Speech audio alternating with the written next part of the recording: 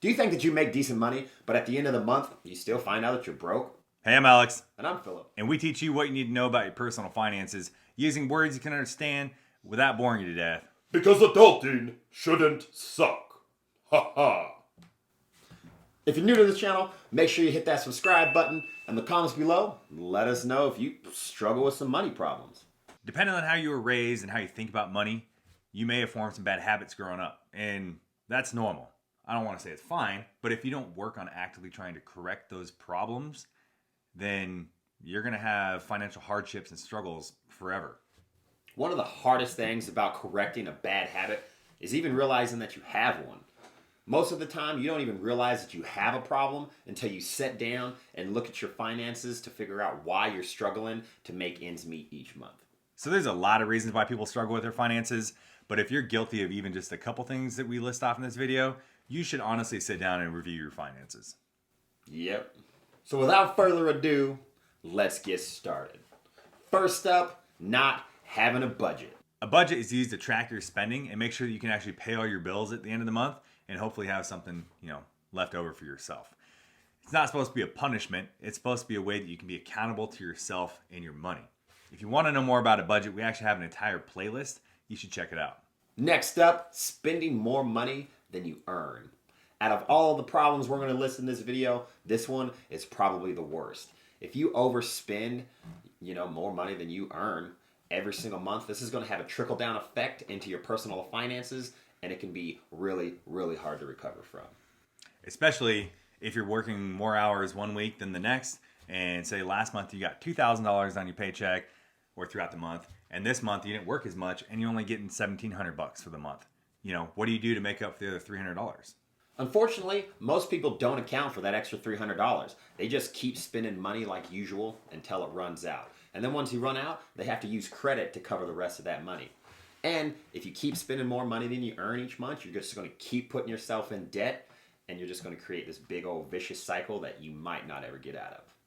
All right, so the next one is using your credit card the wrong way. So having credit is super important. You have to have it in order to buy a house or finance a car, right? I mean, you can have okay credit and get those things, maybe, but you need to have credit in order to get approved in the first place. So the best way to start is by having a credit card and using it the right way. Unfortunately, too many people use credit cards the wrong way. They treat it like free money or future money. They're just like, ooh, yeah, we'll pay that off later. If you're using a credit card to buy things that you don't need, like, fancy clothes or electronics that you don't need, or to cover the expense of a vacation, you're wrong. We actually have a whole playlist, if you want to check it out, on how to build credit the right way using credit cards. We created a system so you could build your credit on autopilot, and the link is going to be in the description below if you want to download it. And it's free. Oh yeah, free is me. Next up, we got the impulse buys, all right? I'm super guilty of this. Not everybody can be perfect. We can try, but we all just can't do it, okay? We're human. Yeah. I've accepted my flaw, and I know this is a problem of mine.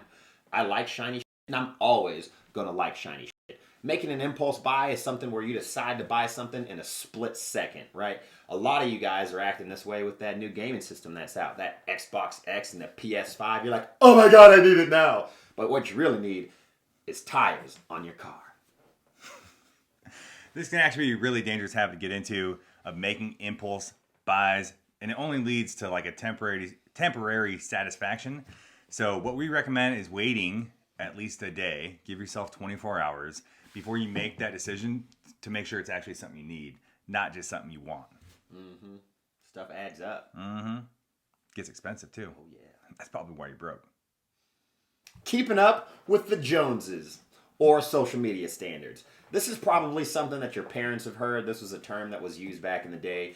The Joneses was that family on the block that always had the nicest things, the newest cars, and all that expensive jazz, right? Mm-hmm. Everybody else on the family, everybody else on the block was like, man, I need to go buy a car because the Joneses just got that car too. I'm going to go buy one also. And those were the Joneses that everybody tried to keep up with. Now it's people trying to keep up with social media standards, right? You see everybody posting fancy clothes or crazy exotic vacations on social media, and then you think, if Philip's doing it, why not me? But you don't really know what their financial situation's like, and they don't know what your situation's like, right? Who knows? Maybe their parents are the ones, footing the bill for that vacation. Or maybe they got like $40,000 in credit card debt. Or, I don't know, maybe they're a sugar baby or something. Yeah, OnlyFans be popping, yo. Next up, getting coffees. Guilty! Yep. Yeah. Are you one of those people that need to get coffee every single day? I am. Well, I was. And, it's going to be expensive. You pretty much still are. Yeah. This is no surprise.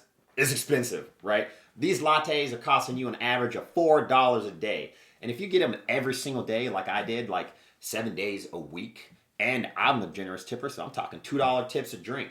That's like, what, I wrote it down over here. That is like $42 a week, okay? 7 days a week. Crazy, okay? $42 for that whole week. That's $180 a month, okay? That's $2,200 a f***ing year. Shit is wild, okay? It's crazy. Don't do it. It's a bad habit. It builds up so fast.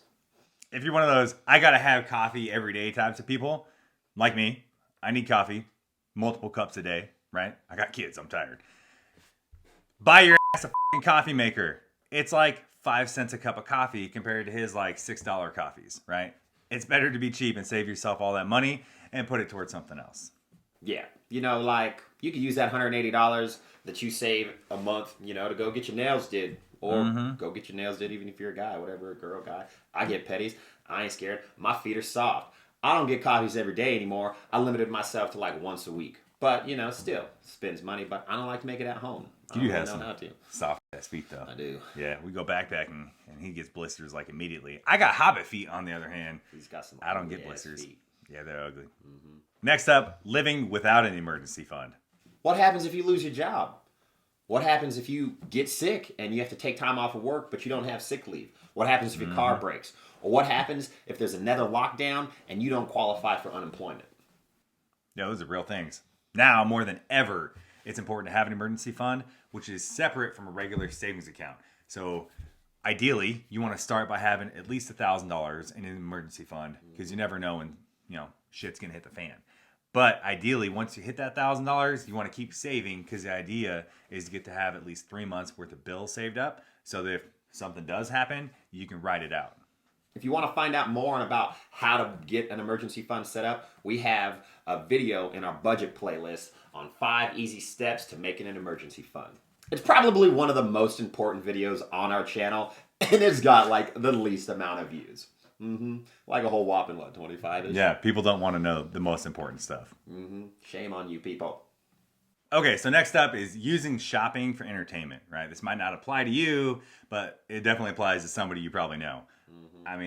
I'll be honest, I know when I'm bored, I'll be scrolling through like Facebook Marketplace or OfferUp sometimes, all the time. I'm cheap. I hate paying full price for anything. She's got to find them deals, yo.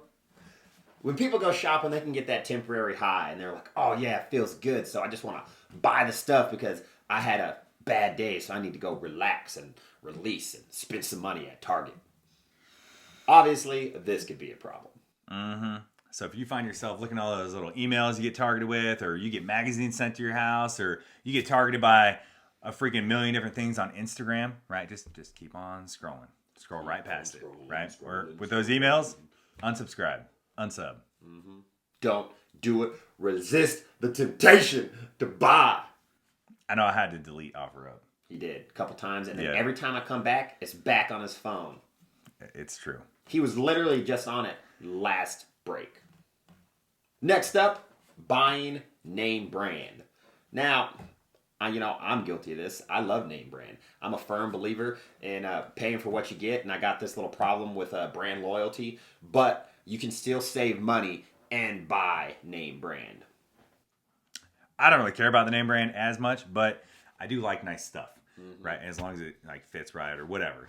So do yourself a favor, go get some coupons or look for a sale. Don't buy stuff at, retail price. Look for a deal.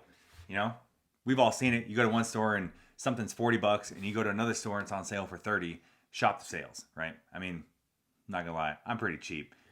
These shirts, they're like $3. Yeah, and I'm so cheap, I made him buy them for me. Yeah.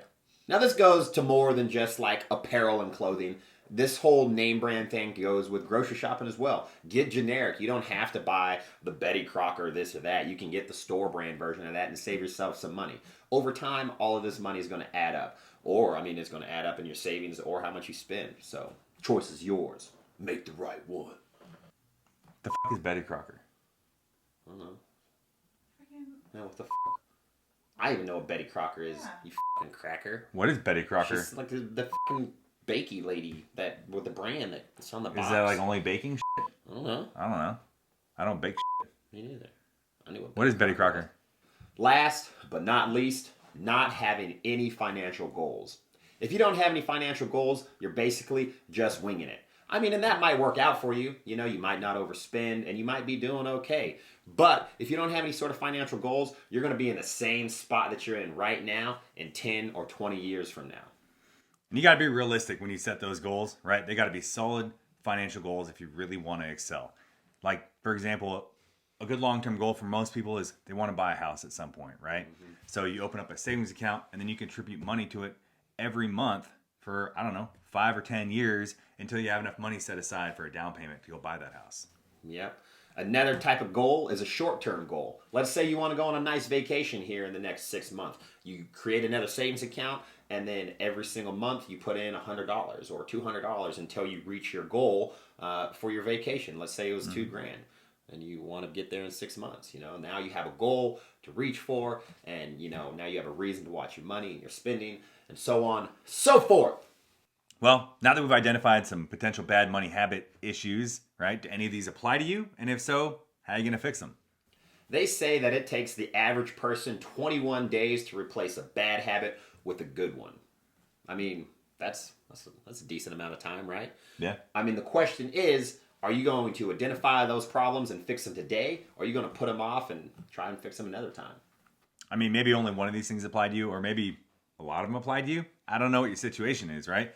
But we recommend choosing one issue to start with, working on that for a month, and then progressing on to another one. If you try to fix everything at once, there's a good chance you're going to get overwhelmed.